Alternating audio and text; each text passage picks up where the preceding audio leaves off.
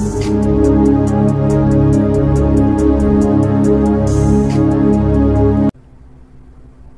ప్రభువును మన రక్షకుడు అయిన యేసుక్రీస్తు నామమున అందరికీ వందనాలు. దేవునికి స్తోత్రాలు. ప్రేమపూర్ణుడైన దేవుడు, కృపామయుడైన దేవుడు, సర్వలోక సర్వేశ్వరుడు మనల్ని ప్రేమించి మనకు అనుగ్రహించిన ఈ నూతన దినమును బట్టి సమస్త మహిమ, ఘనత, ప్రభావములు ఆ యేసయ్యకే చెందునుగాక. ఆ గొప్ప దేవుడు ఈ నూతన దినములో మనకు అనుగ్రహించిన దేవుని యొక్క వాగ్దానము, కృపావార్త. పరమగీత గ్రంథం 2వ అధ్యాయము 4వ వచనం. అతడు నన్ను విందుశాలకు తోడుకొని పోయెను, నా మీద ప్రేమను ధ్వజముగా ఎత్తెను. దేవునికి స్తోత్రం కలుగునుగాక, దేవునికి మహిమ కలుగునుగాక. ప్రభువైన యేసుక్రీస్తునందు అత్యంత ప్రియమైన సహోదరి సహోదరులారా, దేవుడు మనలను విందుశాలకు తోడుకొని వెళ్తారు. అంతేకాదు, మన మీద ప్రేమ అనే ధ్వజమును పైకెత్తుతారు. ఈ పరమగీత గ్రంథం ప్రియుడైన యేసుక్రీస్తు ప్రభువుకు, ప్రియురాలైన సంఘమునకు మధ్యన జరిగిన ప్రేమలేఖ. పరమగీత గ్రంథమును ఎప్పుడు చదివినా ఆధ్యాత్మిక ధోరణిలో మనం చదవాలి.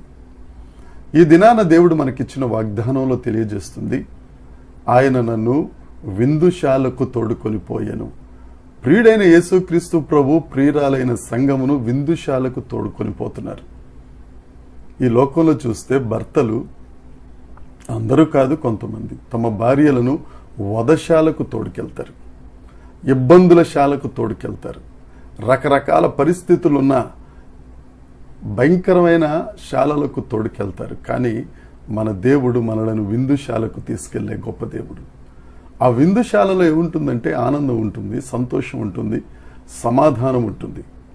దేవుని యొక్క సన్నిధిలో సంతోషం, దేవుని యొక్క సన్నిధిలో పరవశం, దేవుని యొక్క సన్నిధిలో ఉత్సాహం. దేవుడు మనలను తోడుకొని ఆ ఆనందాన్ని ఇచ్చే శాలకు, సమాధానాన్ని ఇచ్చే శాలకు, సంతోషాన్ని ఇచ్చే శాలకు మనల్ని తోడుకెళ్తారు. యేసుక్రీస్తు ప్రభుతో ఉంటే ప్రతి సెకను విందుశాలే, ప్రతి సెకను ఆనందమే, ప్రతి సెకను సంతోషమే.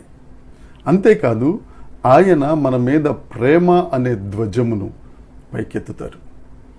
ప్రేమతోనే ఒక బ్యానర్ దేవుడు మనకు దయచేస్తున్నారు.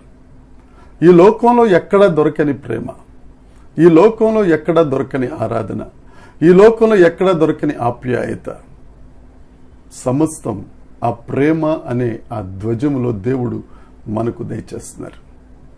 ఆయన మనలను ప్రేమించి మన ప్రాణప్రియుడు, ఆయన ప్రేమ స్వరూపి అయిన దేవుడు. ఆయన ప్రేమకు పరాకాష్టే నీ కోసం నా కోసం ప్రాణం పెట్టడం, తన ఆఖరి రక్తపు బొట్టు వరకు నీ కోసం నా కోసం రక్తాన్ని చిందించటం. కనీసం మనకేదన్నా అస్వస్థతగా ఉంటే మన దగ్గరున్న వాళ్ళే మనకు సెల్ఫీ తీసుకుంటారు తప్ప అటెండ్ అవ్వడం అనేది జరగదు. నిన్ను విడువక ఎడబాయక నిన్ను విందుశాలకు తోడుకెళ్ళి నీ కష్టాల్లో, నీ నష్టాల్లో, నీ ఇబ్బందుల్లో, నీ ఇరుకులలో అనుక్షణం అనుక్షణం ఆయన తోడుగా ఉండి, అందుకని 23వ కీర్తనలో దావీదు గారు అంటారు కదా, పచ్చిక గల చోట్ల ఆయన నన్ను పరుండ చేయుచున్నారు, శాంతికరమైన జలముల యొద్దకు ఆయన నన్ను నడిపిస్తారు. పచ్చిక బయళ్ళు తర్వాత శాంతికరమైన జలములు, తరువాత విందుశాల. ఎంత గొప్ప దేవుడు అండి మన దేవుడు.